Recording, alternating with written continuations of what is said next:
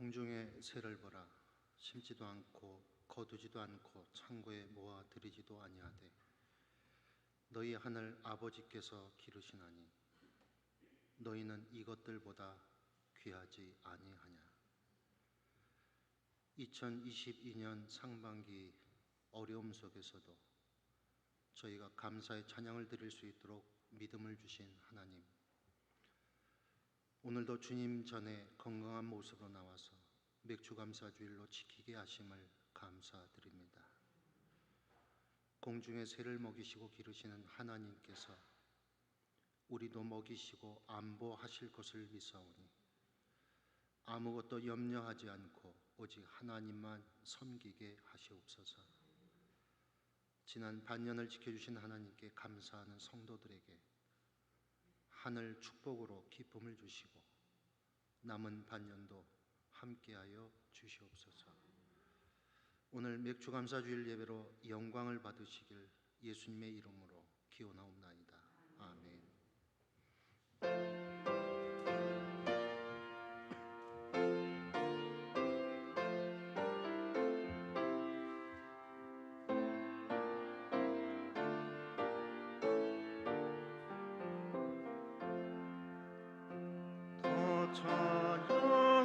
찬양하여라 전능한 창조의 주께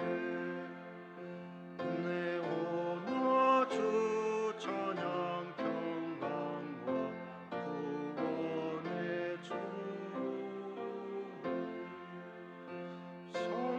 성도들아 주 앞에 이제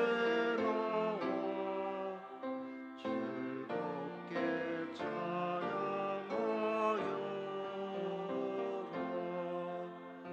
다 찬양하여라.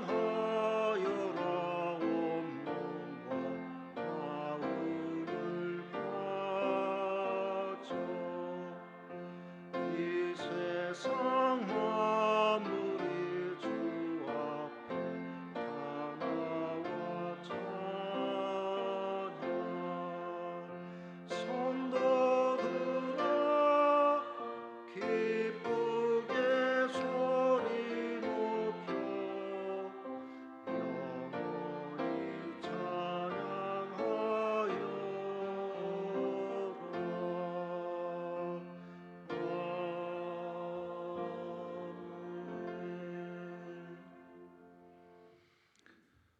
교동문은 106번입니다.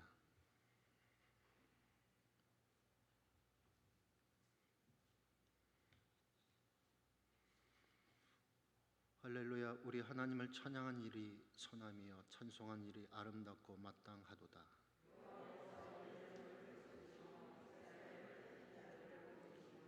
상심한 자들을 고치시며 그들의 상처를 싸매시는도다.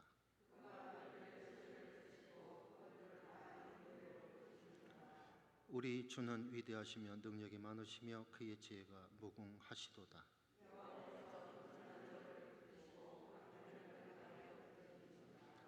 감사함으로 여호와께 노래하며 수금으로 하나님께 찬양할지어다.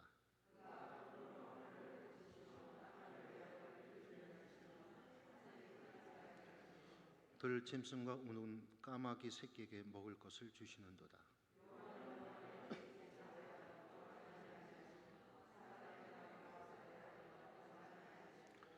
여호와는 자기를 경외하는 자들과 그의 인자심을 바라는 자들을 기뻐하시는도다.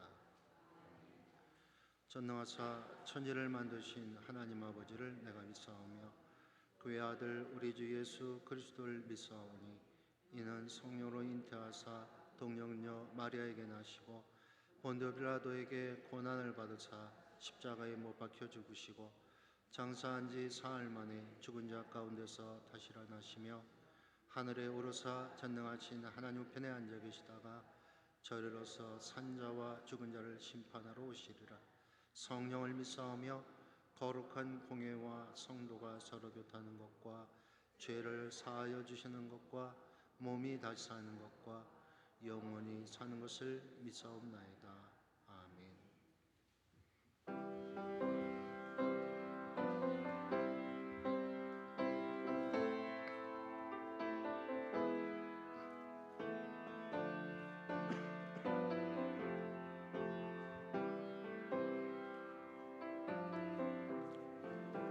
지금까지 지내온 것 주의 크신 은혜라 한이 없는 주의 사랑 어찌로 말하랴 자나깨나 주의 손을 항상 살펴주시고 모든 일을 주 안에서 형통하게 하시네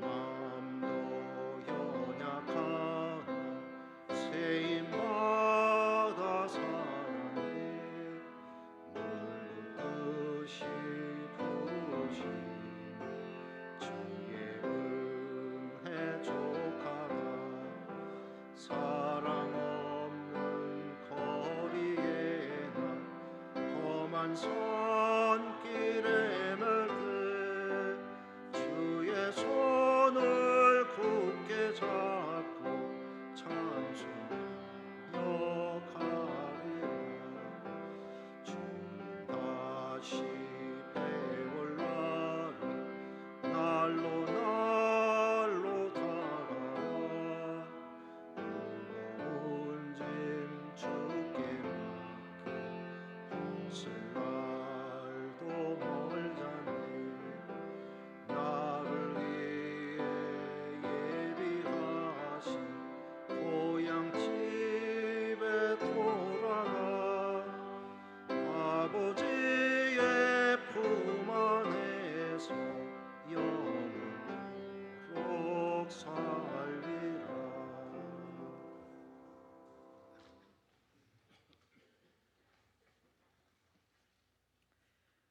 좋으신 하나님 아버지, 이 아침 주님의 전으로 불러주셔서 귀한 예배를 드리게 하여 주시니 감사드립니다.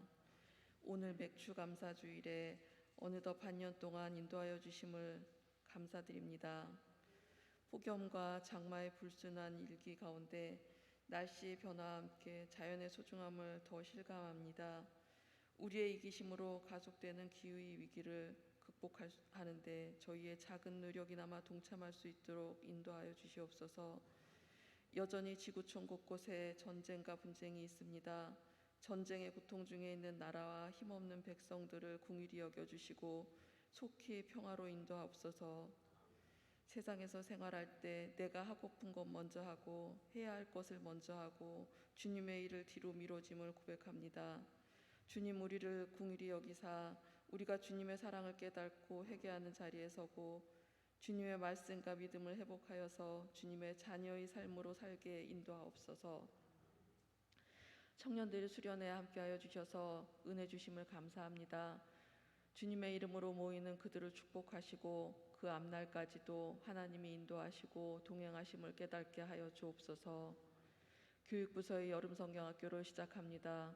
어린 영아에서 유치부, 유년부, 초등부, 중고등부 학생들을 기억하시고 여름 성경학교가 해마다 행해지는 행사가 아니고 어린 영혼들이 주님을 만나는 참 귀한 시간으로 허락하여 주시옵소서.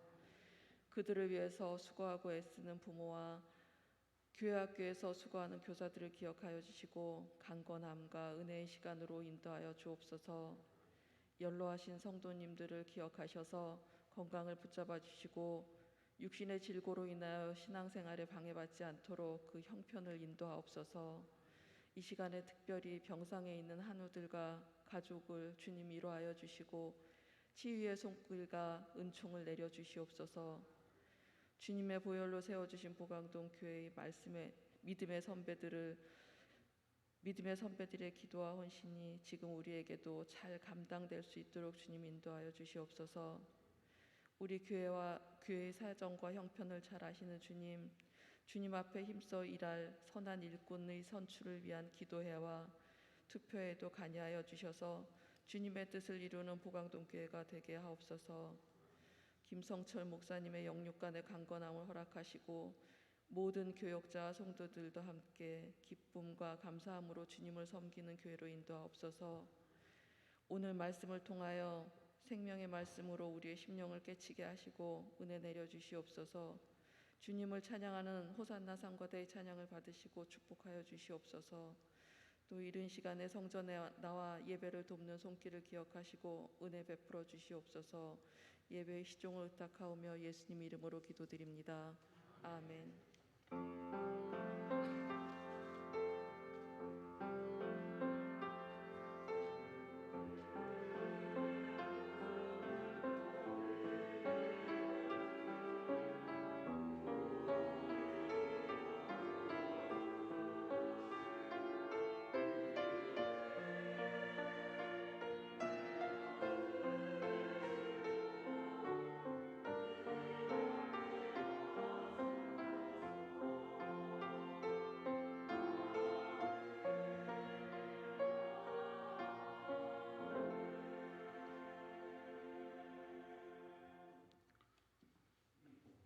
성경 말씀 누가복음 17장 11절에서 19절까지 말씀입니다.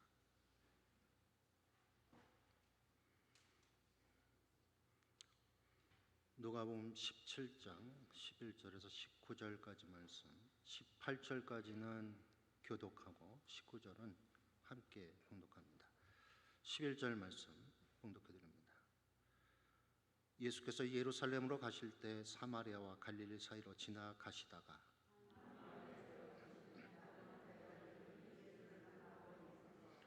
소리를 높여 이르되 예수 선생님이여 우리를 불쌍히 여기소서 하거늘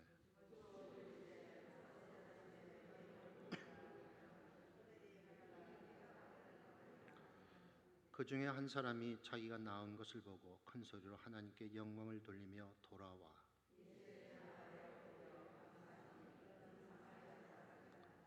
예수께서 대답하여 이르시되 10사람이 다 깨끗함을 받지 아니하였느냐? 그 9은 어디 있느냐?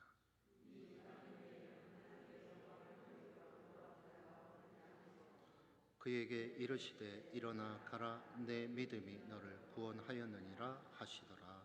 아멘.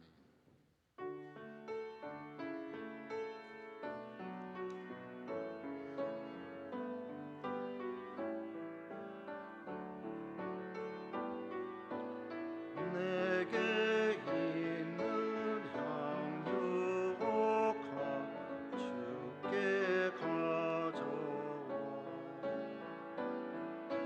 그 발 위에 입 맞추고 깨뜨리며 나를 위해 험한 산길 오르신 그와 걸음마다 크신 사랑 새겨놓으니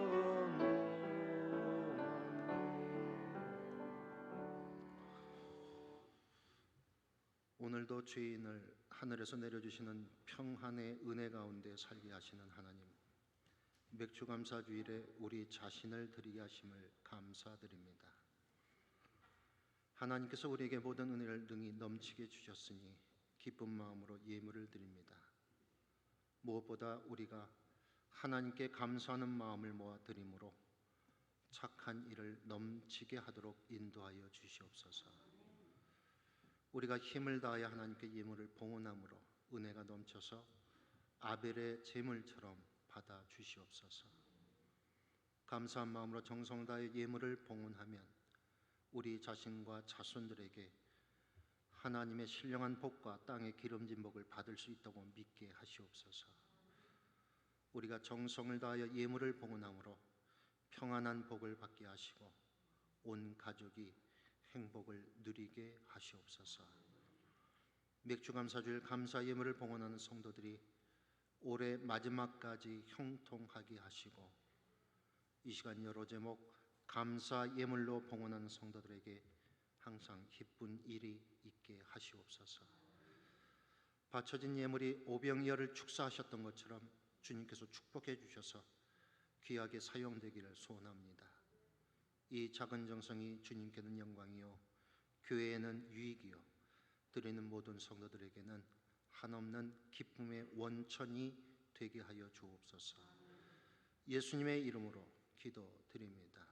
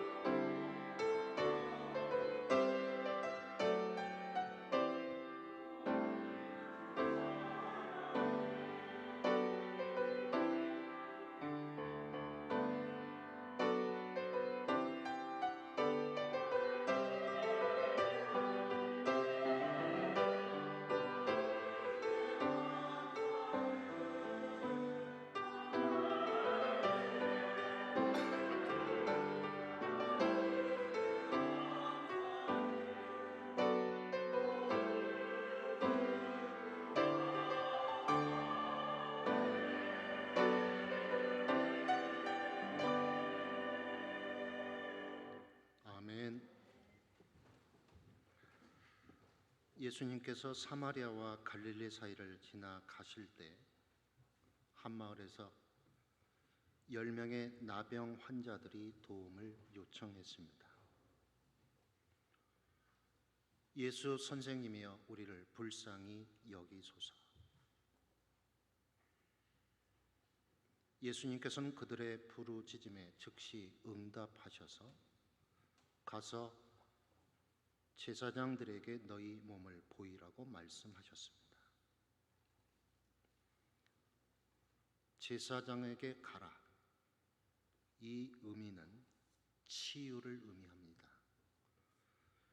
격리된 채 살았던 그들이 나음을 입었을 때 제사장을 만나서 확인 절차를 거쳐야 가족의 품으로 돌아갈 수 있었습니다. 예수님의 말씀을 들은 나병 환자들은 신이 나서 제사장에게로 달려가는 동안 몸이 나았습니다. 오늘 봉독한 본문 14절 하반절 말씀에 보면 그들이 가다가 깨끗함을 받은지라 라고 말씀하고 있는데, 가다가 깨끗함을 받은지라, 아마도 상당히 먼 거리까지 갔을 것입니다. 그런데 9명의 나병 환자 중에 단 한 명만이 가던 길을 멈추고 되돌아와서 예수님께 감사를 드렸습니다. 예수님께서 두 가지 질문을 하십니다. 먼저 본문 17절 말씀입니다. 본문 17절 말씀 보십시오. 함께 봉독합니다. 예수께서 대답하여 이르시되 10사람이 다 깨끗함을 받지 아니하였느냐? 그 9은 어디 있느냐? 두 번째 질문입니다. 18절 말씀에 보면 이 이방인 외에는 하나님께 영광을 돌리러 돌아온 자가 없느냐 하시고, 이 질문에서 우리는 두 가지를 찾을 수 있습니다. 첫째는 감사의 희귀성입니다. 10명 중 5명도 아니고 6, 7도 아니고 10명 중 9명이 감사하지 않았습니다. 단 한 사람만 감사했습니다. 90%가 감사하지 않은 것입니다. 당시의 나병은 저주받은 병이었고 공동체와 격리되는 심각한 질병이었습니다.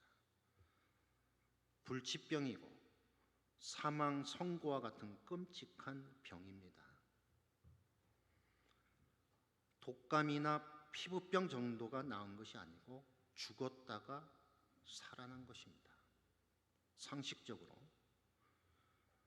이 정도의 중한 병에서 낫다면 10명 중 1명이라도 그냥 갈 수 없다고 하는 말입니다. 혹 인격이 파탄이 난 사람 1명 정도가 그냥 갔다 그러면 이해가 됩니다. 그러나 문제는 10명 중에 9이 그냥 갔다는 것입니다. 우리는 여기에서 너무도 당연할 것 같지만 실제로는 감사하기가 쉽지 않다는 것을 알게 됩니다. 9명의 나병 환자들에게서 인간의 보편적인 심성을 확인하게 됩니다.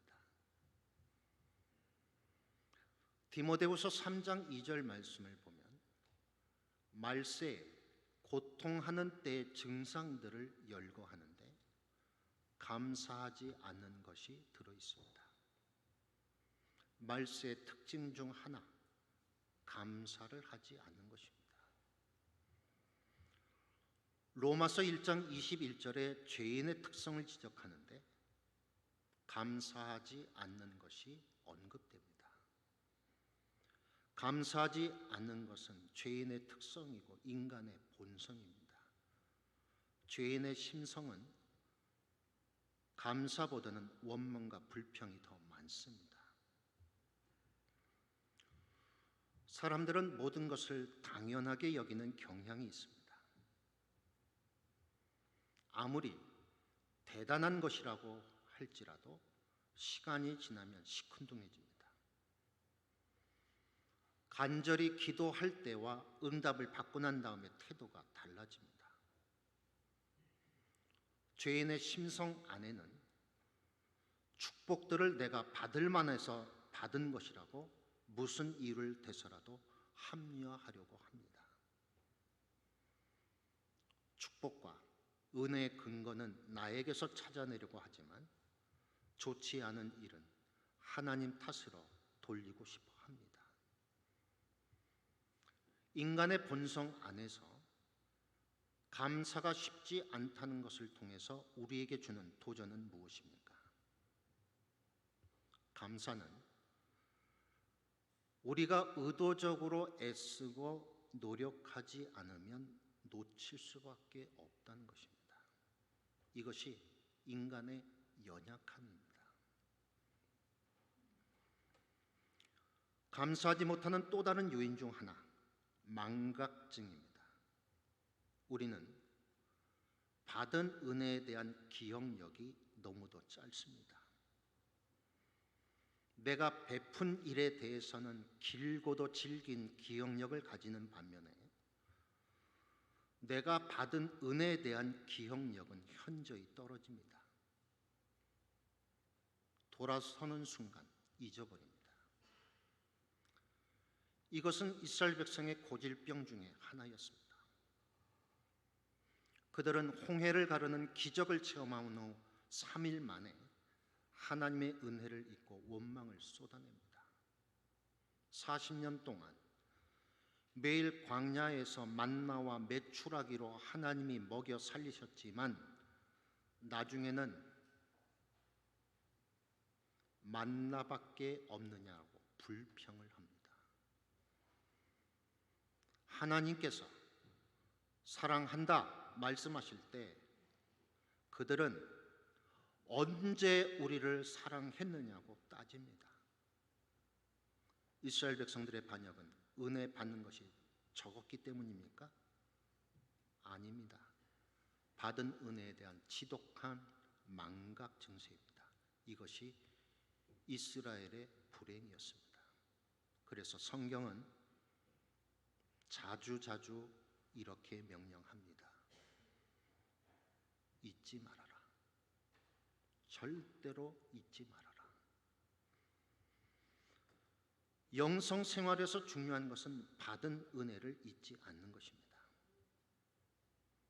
지금 나에게 또 다른 어떤 큰 은혜가 필요한 것이 아니라 이미 주신 은혜를 잊지 않는 것이 더 중요합니다. 그렇지 않으면 어떤 큰 것을 부어주셔도 반응할 수 없는 사람이 됩니다. 이렇게 주일마다 우리가 하는 일이 무엇입니까? 지금까지 주셨던 은혜에 대한 기억들을 재생시키는 것입니다. 만약 그것을 회복하면 우리들에게 이런 고백이 나올 것입니다. 하나님, 이미 베푸신 은혜가 넘칩니다. 그것으로 충분합니다. 예수님이 하신 두 번째 질문은 이 이방인 외에는 하나님께 영광을 돌리러 돌아온 자가 없느냐이었습니다. 예수님은 이방인 외에는 하나님께 영광을 돌리러 돌아온 자가 없느냐고 섭섭함을 표현하셨습니다. 직접적인 표현으로 한다면 유대인들은 어디 갔느냐는 것입니다. 다른 사람보다 조금이라도 더 많은 은혜를 입은 자는 보이지 않고 은혜에 비껴나 있던 자들이 찾아온 것입니다. 여기에서 감사의 의외성을 발견합니다. 감사하러 돌아온 나병 환자는 이방인이었습니다. 그것은 의외입니다. 하나님께 영광을 돌리러 와야 마땅할 사람들은 유대인들이었는데 마땅히 감사해야 할 사람은 하지 않고 기대하지 않은 사람이 감사를 했습니다. 결국 감사란 환경보다도 삶의 태도임을 말씀합니다. 감사하는 사람이 늘 감사합니다. 불평하는 사람은 늘 불평을 합니다. 해마다 세계 행복지수를 발표하는데 의외의 나라들의 행복지수가 상당히 높습니다. 그러므로 감사는 조건의 충족에서 오는 것이 아니고 깨달음의 영역에서 일어나는 일입니다. 여러분, 은혜가 무엇입니까? 은혜가 무엇이죠? 한 번만 더 여쭤봅니다. 은혜가 무엇입니까? 죄송합니다. 아침부터 심란하게 해드려서 너무 죄송한데요. 은혜가 뭐냐? 깨닫는 거예요. 깨닫는 거. 깨달음에서 눈이 열려서 깊은 감사가 일어나는 것입니다. 그러므로 시편 49편 20절 말씀처럼 존귀하나 깨닫지 못하는 사람은 멸망하는 짐승과 같도다. 여러분 심각하게 들으십시오. 깨닫지 못하면 뭐와 같다? 짐승과 같다는 거예요. 그것은 마땅한 반응을 못하는 것이고 미련한 것입니다. 감사는 나에게 일어난 일들에 대해서 하나님께 반응한 것입니다. 9명의 나병 환자들도 감사 느꼈을 것입니다. 그런데 보세요. 느꼈어요? 그런데 무엇으로 끝납니까? 느낌으로 끝났다는 얘기예요. 그러나 한 사람은 느낀 것으로 끝나지 않고 구체적으로 표현을 했습니다. 마음으로만 감사하다고 여기면 되지 꼭 가서 표현을 해야 되느냐고 생각할 수 있습니다. 그러나 감사는 표현할 때 완성이 됩니다. 무엇이든지 표현할 때 능력이 있습니다. 우리가 모여서 예배를 드리는 것도 하나님께 대한 구체적 표현입니다.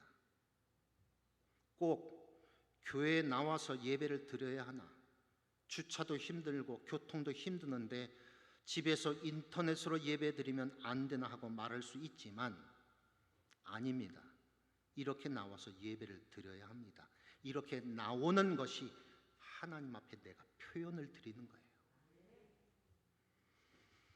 아무리 어려워도 어려움을 뚫고 나오는 그것이 표현입니다. 그게 하나님 사랑한다는 표현이에요. 시편 100편 4절 말씀입니다. 감사함으로 그의 문에 들어가며 찬송함으로 그의 궁정에 들어가서 그에게 감사하며 그의 이름을 송축할지어다. 예배는요 표현입니다. 찬송, 기도, 예물 드림을 통해 우리 마음을 표현하는 것입니다. 감사를 표현함으로 하나님과의 관계가 더욱 깊고 풍성해집니다. 내가 감사하는 그 순간 내 마음이 지성소가 되고 이 지성소 안이 하나님의 임재로 가득합니다. 주일에 감사함으로 나와 보십시오. 그럴 때 지성소의 문이 활짝 열립니다. 오늘 본문 15절 말씀 보겠습니다.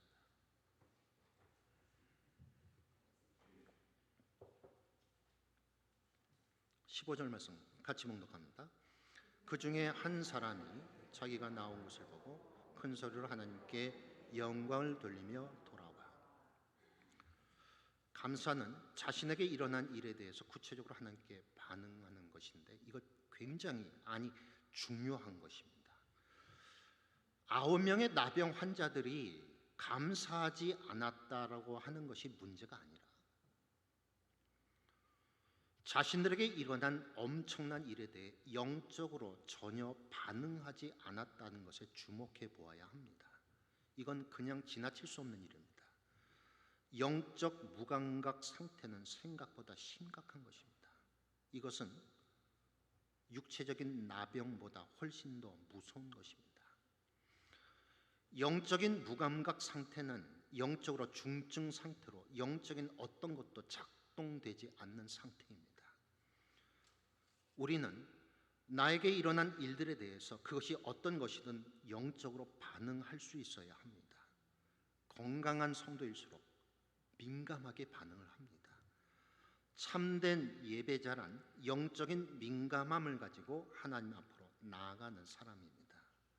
아주 작고 사소한 일들까지도 그냥 넘어가지 않고 감동하고 하나님 앞에 반응할 줄 안다면 영적 상태는 괜찮은 것입니다. 성도들에게 아주 위험한 단계, 바로 이 영적 무감각입니다. 우리가 늘 신경 써야 할 것은 내 영이 살아있도록 노력하는 일입니다. 내 삶의 모든 영역 속에서 하나님 앞에 민감하게 반응할 때 우리의 삶이 곧 예배가 됩니다. 삶이 행복하고 축복이 될 것입니다. 내 영이 무디어지고 죽어버리면 무슨 일이 일어나도 나와는 상관없는 일이 됩니다. 그런 관점에서 감사란 도덕적인 문제가 아니라 영적인 문제입니다. 감사 생활은 신앙의 건강성을 체크하는 데 아주 중요한 역할을 합니다. 지금 내 삶에서 감사가 많다? 그럼 내 삶은 어떤 삶입니까? 건강한 삶입니다. 감사가 식어지면 불평과 원망이 일어난다면 영적 회생을 위해서 하나님 앞에 엎드려야 합니다. 감사하러 온 나병 환자는 자기가 나았다는 것을 알아챈 순간 하나님께 반응을 했는데 오늘 여러분들은 어떻습니까? 나에게 일어난 일상의 크고 작은 일들에 대해서 하나님과 어떻게 연관짓고 반응하고 계십니까? 그것이 어떤 일이든 하나님과 연관짓고 반응하는 것이 뭐다? 신앙생활이라고 하는 것입니다. 신앙생활이요, 눈 감고 기도하고 성경책 보다 말다 하고 이게 신앙생활이 아니라 내 삶의 어떤 일이든 그 사소한 것이든 중요한 것이든 경중을 따지지 않고 무슨 일이든 그 일을 하나님과 연관짓고 반응하는 것이 신앙생활이에요. 자꾸 신앙생활을 우리는 무엇으로 하려고 합니까? 머리로 하려고 해요.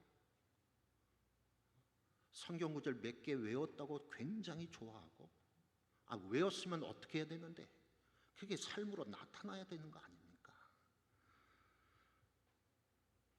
그것이 바로 영적으로 살아있는 모습입니다. 한 사람의 나병 환자가 감사함으로 얻은 의외의 축복은 더 큰 것이었습니다. 감사를 표현한 그에게 예수님께서 보십시오, 구원을 선포하십니다. 19절 말씀, 19절 말씀 함께 봉독합니다. 그에게 이르시되 일어나 가라, 내 믿음이 너를 구원하였느니라 하시더라. 아멘. 감사를 표현할 때 구원이 완성됩니다. 이것은 몸의 치유와는 근본적으로 다른 것입니다. 몸만 나았다? 이건 반쪽 기적이에요. 영혼까지 구원을 받아야 온전한 치유와 회복이라고 할 수 있습니다. 몸만 나았다고 좋아서 가버린 9사람을 생각해 보십시오. 나병 환자로 살아가면서 입었을 영혼의 깊은 상처는 아마도 육체의 고통보다 더 큰 것입니다. 가족 간의 단절, 공동체로부터의 따돌림, 그리고 무엇보다도 율법에 의하면 하나님으로부터 저주를 받았다는 이 깊은 절망의 무게가 그들을 짓눌렀을 것입니다. 그들 안에 분노와 아픔으로 매일 자학하고 원망의 세월을 보내고 살았을 것이 분명합니다. 몸이 나았다, 이것보다도 더 중요한 일은 바로 영혼입니다. 구원을 얻지 못했다면 완전한 치유라고 할 수 없습니다. 예수님께서 원하시는 것은 완전한 구원입니다. 우리에게 주는 교훈이 뭡니까? 감사는 우리가 생각하는 것보다 훨씬 더 큰 축복으로 다가온다는 것입니다. 하나님은 감사하는 자에게 크고 놀라운 축복들을 준비해 놓으셨습니다. 우리는 어떤 문제 앞에 서면 그것이 해결되는 일에만 집중을 합니다. 과연 그 문제만 해결되면 행복할 수 있을까요? 고통을 줬던 문제가 사라지면 만족할 수 있을까요? 결코 그렇지 않습니다. 오히려 그 고통으로 인해 더 큰 축복을 얻는 기회가 될 수 있습니다. 감사로 반응한 나병 환자에게만 덤이 주어졌습니다. 그런데 그 덤은 앞에 주어진 것과 비교가 안 되는 것입니다. 이것은 의외의 축복입니다. 그냥 가버린 9명은 자신들이 받은 것이 전부인 줄 알았지만 예수님은 돌아온 그 나병 환자에게 내 믿음이 너를 구원하였다라고 칭찬하셨습니다. 보세요. 돌아와 감사한 것을 뭐라고 인정해 주십니까? 돌아와 감사한 것을 믿음이라고 인정해 주셨습니다. 오늘 우리에게 주신 것 중 마땅히 드려야 될 감사는 구원을 주신 것입니다. 나에게 주신 구원에 대해 반응할 수 있어야 합니다. 구원을 얻었다면 다 얻은 것입니다. 그것보다 더 큰 축복은 없습니다. 믿음 생활이란 무엇입니까? 감사 생활입니다. 감사가 없는 신앙 생활이란 생각할 수 없습니다. 우리의 신앙은 감사로 시작해서 감사로 마쳐야 됩니다. 신앙 생활은 감사의 릴레이입니다. 그래서 바울은 뭐라고 표현합니까? 범사의 감사. 우리 존재 자체가 감사라는 것입니다. 감사가 끝없이 일어나는 삶이 구원의 삶입니다. 감사하는 삶을 살아보십시오. 그 순간부터 내 육체와 영혼에 묶여있던 모든 것들이 풀려나는 것을 경험하게 될 것입니다. 감사하는 순간에 내 안에 만족감이 찾아옵니다. 감사할 때 모든 탐욕으로부터 노임을 받게 되고 영혼의 안식이 찾아옵니다. 우리가 하나님께 작은 감사로 반응할 때 하나님은 더 놀라운 축복으로 반응하십니다. 감사로 내 영혼의 깊은 만족과 안식을 얻는 삶이 바로 구원의 삶입니다. 감사하는 자만이 이 은혜를 누릴 수 있습니다. 감사는 감사를 낳습니다. 우리는 풍요의 시대를 살고 있지만 이전보다 훨씬 더 원망과 불평이 늘어났습니다. 그 이유는 필요는 채워졌지만 욕망이 눈덩이처럼 커졌기 때문입니다. 그 결과 우리는 물질은 이전보다 많이 얻었지만 영혼은 잃어버렸습니다. 영혼의 상태는 턱없이 빈약해졌는데 세상의 유혹은 더없이 강력해지고 있습니다. 그래서 사도 바울의 고백이 새롭게 들립니다. 빌립보서 4장 11절 말씀, 어떠한 형편에든지 나는 자족하기를 배웠노니. 기가 막힌 고백입니다. 이것은 듣기 좋은 이론을 늘어놓은 것이 아닙니다. 그가 실제적으로 살았던 능력입니다. 원망이 늘어난 곳에 가보면 틀림없이 그곳에는 자아중심 속 죄성이 있습니다. 나 중심의 세계관을 가지고 살면 당연히 주변의 모든 환경은 못마땅하게 여겨집니다.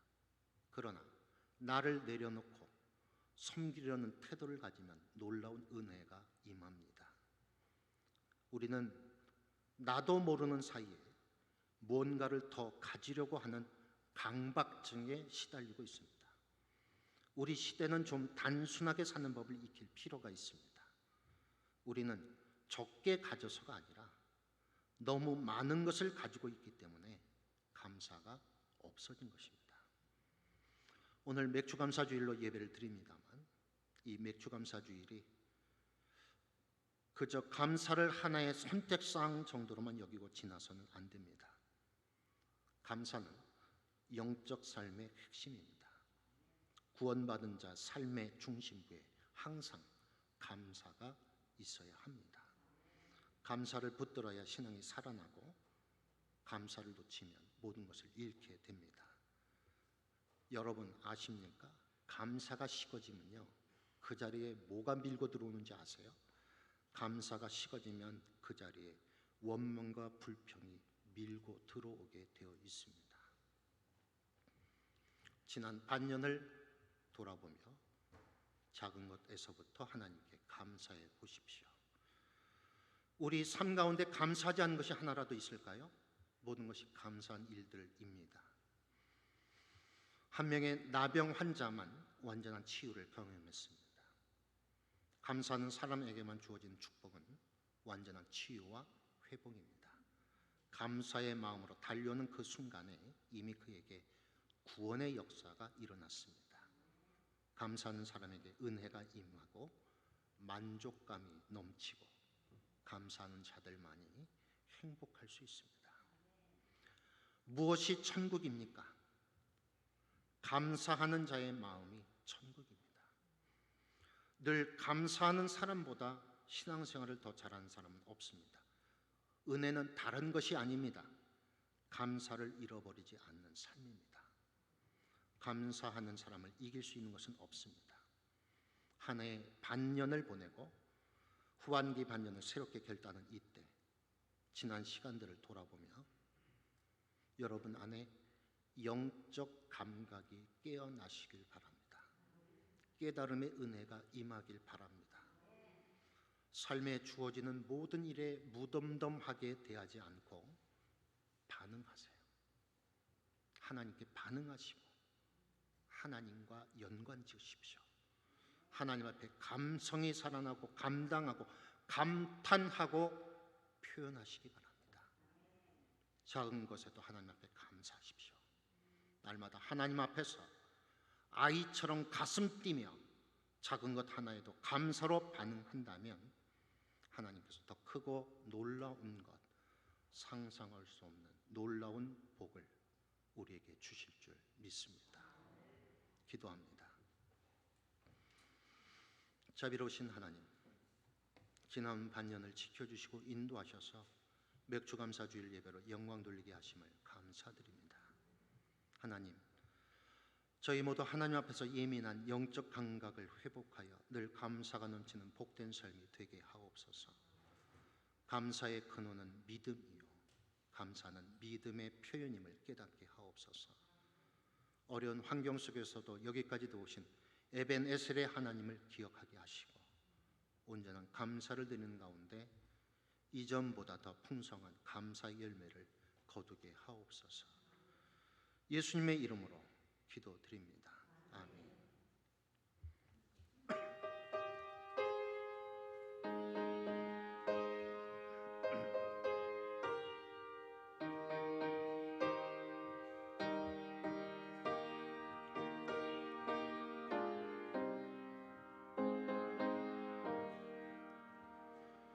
신자 되기 원합니다. 진심으로 신자 되기 원합니다.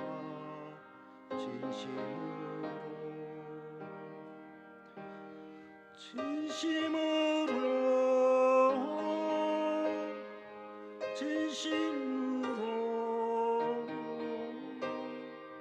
신자 되기 원합니다. 진심으로 사랑하기 원합니다. 진심으로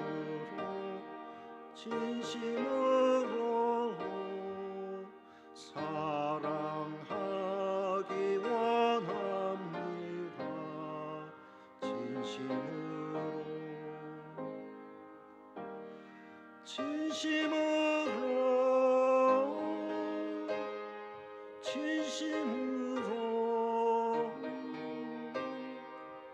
사랑하기 원합니다.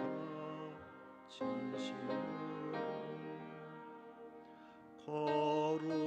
거룩하기 원합니다. 진심으로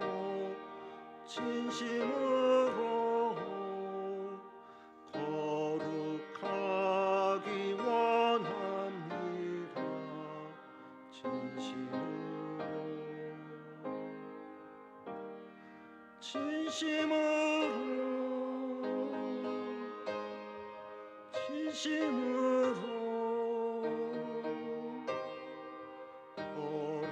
거룩하기 원합니다. 진심으로 예수 닮기 원합니다. 진심으로 예수 닮기 원합니다.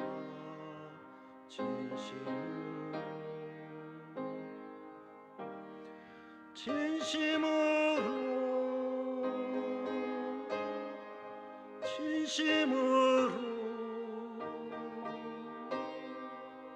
예수 닮기 원합니다. 진심으로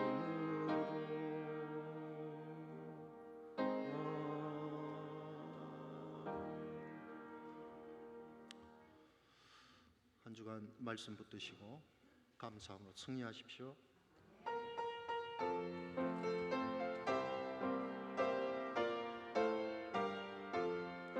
우리 마음에 주님의 사랑을 우리 마음에 주님의 말씀 우리 마음에 주님의 신